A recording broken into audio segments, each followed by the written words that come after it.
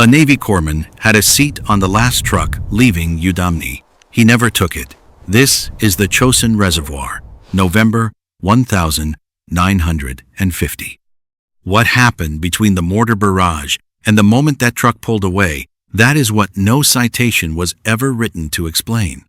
Late November 1950, hospital corpsman 3rd Class Everett Boyle sat in a frozen fighting hole above Yudam-ni. His aid bag zipped inside his jacket so the plasma wouldn't freeze. 9 weeks in Korea. He had not lost a man he reached in time. That was about to change. The temperature that week fell past -20 degrees Fahrenheit. Some nights past -30. Rifle oil turned to paste. Radios died in the cold before their batteries did. Boyle had learned the way every corpsman in the 1st Marine Division learned that winter. That the enemy wasn't only the men across the valley, it was the ground, the air, the metal in his own hands. He carried 2 morphine syrettes against his skin, under his shirt. A frozen syrette was just a piece of glass. Command in Tokyo believed the war was close to over. The intelligence reaching the regiments said the same. See, what the regiments around the reservoir were actually seeing: fires on distant ridgelines, tracks in fresh snow that didn't belong to any unit on the map, didn't match. Boyle didn't have a word for what was forming around him in the dark. Nobody at his level was told the number. 9 Chinese divisions, closing on a Marine division that still thought it was advancing toward the Yalu. At 2,200 on the 27th, the first mortar round landed 2 ridgelines over. Boyle counted the interval before the second, a habit, not training. 14 seconds. Then a voice from the next hole, flat and urgent. Doc. He was already moving before he answered. What Boyle found in the next 4 hours would put him in a position no manual had a name for, and would decide 3 days later who got a seat on the only truck heading south.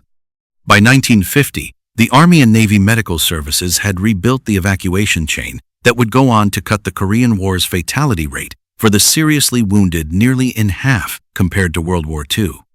The doctrine had a name for every stage: point of injury, to battalion collecting station, to division clearing station, to a mobile Army surgical hospital, the MASH, where a wound that killed in 1944 usually didn't in 1950. None of that chain reached Yudam-ni that week. There was one road out, a single unpaved main supply route running 78 miles down to the port at Hungnam, and no helicopter could operate at this altitude, in this cold, over ground, this exposed. So what did the doctrine actually give a corpsman standing on that ridge? A tagging system to sort casualties by severity. A morphine dose calibrated for a body at normal temperature, not one already losing heat faster than it could make it. And an assumption, written by someone in a warm office, that a wounded man could be kept alive for the 2 to 4 hours a truck would need to reach him. What that assumption didn't account for is the one number that mattered most in Boyle's aid bag that week, and it wasn't in any training manual. The plasma bottles hanging from a Jeep antenna froze solid within 20 minutes. The morphine syrettes froze faster. Corpsmen up and down the line had already started doing something the manual never mentioned: carrying the syrettes against their own bodies, thawing a dose the way you'd thaw a coin you meant to use in a payphone. It wasn't elegant. It worked. Battalion Surgeon Lieutenant Commander Frank Halloran, running the aid station at the base of the ridge since the division moved north, had stopped correcting corpsmen who did this. He'd started teaching it. What the doctrine required was clear. What it left entirely to Halloran's judgment, and to men like Boyle, who'd never worn his rank, was almost everything that actually decided who lived. Halloran had been a battalion surgeon for one war already, the Pacific, 5 years earlier. And what he'd learned there was the lesson every experienced field doctor eventually learns, and none of them can fully write down. The manual tells you how to treat a wound. It doesn't tell you how to choose between 2 wounded men when you only have transport for one. By the time the division reached the reservoir, Halloran had developed something like an instinct for it, not written into any casualty sorting protocol, not taught in any Navy Medical Corps course. He could look at a man's face, listen to the rhythm of his breathing, and make a call a textbook triage tag couldn't. This one survives the ride. Get him on the truck. This one won't survive being moved tonight, not in this cold. Keep him warm, keep him talking, and pray the line holds long enough for a mash bed to open up closer than it currently was. He never told his corpsman the second half of that judgment out loud. He didn't have to. Boyle and the others learned to read it in how long Halloran lingered at a stretcher before moving to the next one. What Halloran hadn't yet worked out, what nobody at Yudam-ni had worked out, because nobody had needed to yet, was what happened when the number of men who couldn't survive the ride outnumbered the trucks willing to wait for them. That math was still 3 days away. Halloran didn't know it was coming for one specific corpsman under his command, on one specific night, with 6 wounded men on an exposed ridge and no cover at all. The barrage came just after 0200 on the 29th. Not the probing fire of the 27th, but a sustained mortar concentration walking across the ridge where 2 rifle squads were dug in. 6 men went down in the first 90 seconds, 3 of them badly. Boyle was 30 yards away.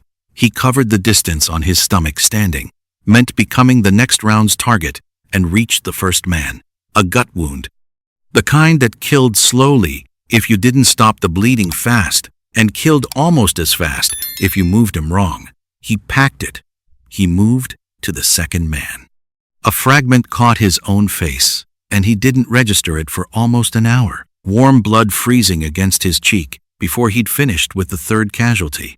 There was no cover on that ridge. There wasn't going to be any.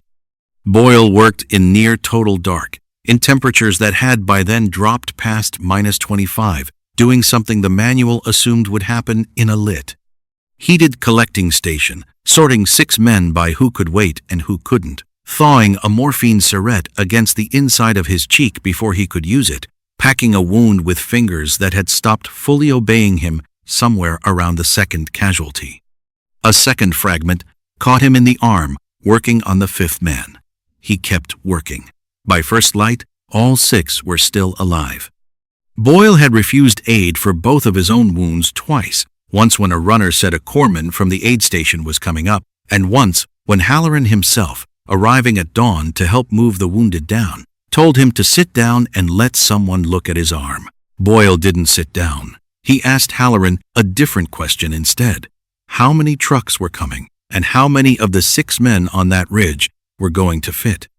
Everything up to this point is the version of that night that made it into casualty reports and unit logs. What happened when the trucks actually arrived did not. 3 deuce-and-a-half trucks came up the MSR from Hagaruri a little after 0900, sent forward to carry the worst of the wounded down the mountain before the road closed again. And it closed often, because a single disabled vehicle anywhere on that one-lane track could stop the entire column. And the Chinese knew it. The trucks had room, by Halloran's count, for 11 litter cases. There were 14 men on that ridge who couldn't walk out on their own. Boyle, bleeding from 2 wounds he still hadn't let anyone treat, was, technically, one of the 14. Halloran told him to get on the second truck. He didn't get on the second truck.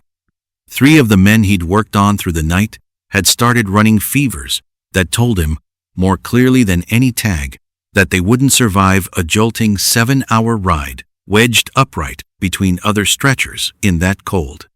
Somebody needed to keep pressure on a dressing that wouldn't hold itself, get water into a man who could no longer ask for it, and watch 3 separate sets of vital signs at once until the next relief column, or the next available bed at Hagaruri, whichever came first. That job wasn't written on any casualty tag. It also wasn't going to get done by anyone riding in that truck.